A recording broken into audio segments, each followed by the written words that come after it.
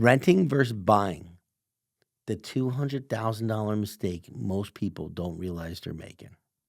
Let me ask you something. If I told you that renting for the last 10 to 15 years could have cost you 150 to 200,000, even 300,000 plus in lost wealth, would you believe me? Because today, we're not talking opinions. We're talking real numbers. Rent versus buy, past, present, and what happens if you keep waiting. Here's what most people say. Renting is cheaper. And on the surface, yeah, sometimes it looks that way. Lower monthly payment, less responsibility, no maintenance. Sounds great until you realize one thing. Rent is 100% expense.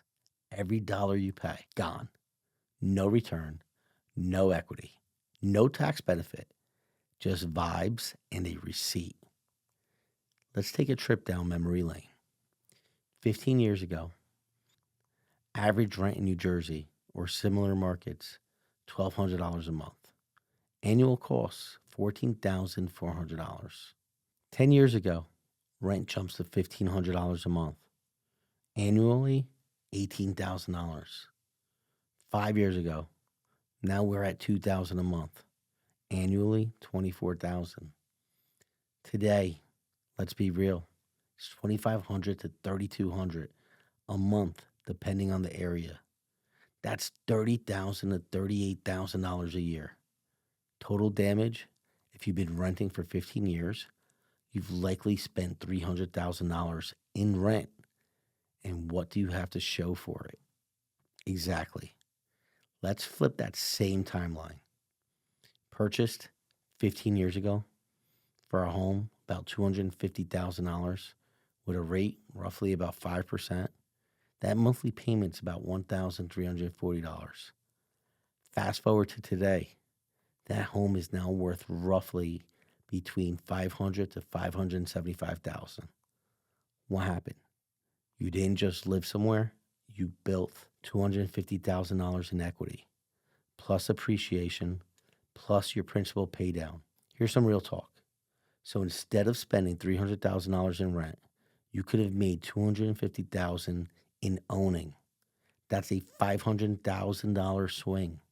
Let's talk about how rent works, because this part is actually kind of funny in a painful way. Year one, hey, you rent. It's $2,000. Cool. Year two, small increase, $2,150. Okay, not terrible.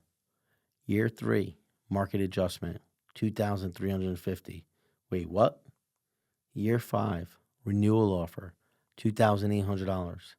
At this point, you're like, do I live here or am I financing my landlord's retirement? Here's the biggest difference nobody talks about. When you buy, your payment is mostly fixed. So year one, $2,500. Year five, $2,500. Year 10, $2,500. Okay, taxes, insurance, they might move up, but you get that point. When you rent, your payment is guaranteed to go up.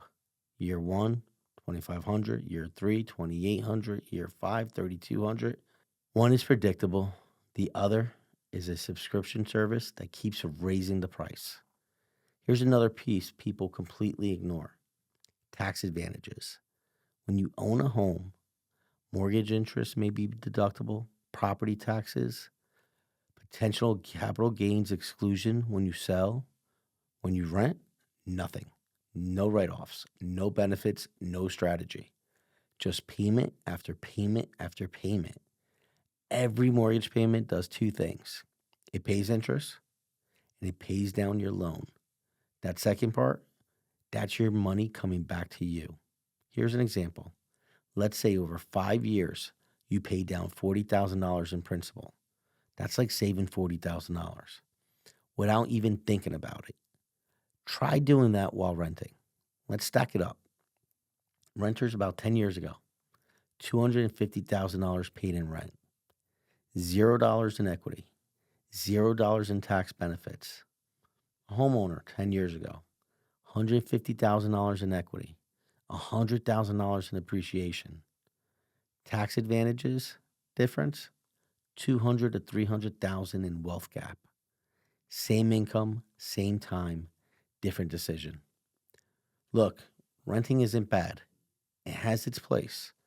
Short term, flexibility, transitions, but long term, it's one of the most expensive ways to live. At some point, you have to stop paying someone else's mortgage and start building your own wealth. If you're renting right now and even thinking about buying, let's run your numbers because what you think is out of reach might actually be closer than you realize. Click the link below. Let's map out a plan. No pressure, just clarity. Rent pays bills, ownership builds wealth.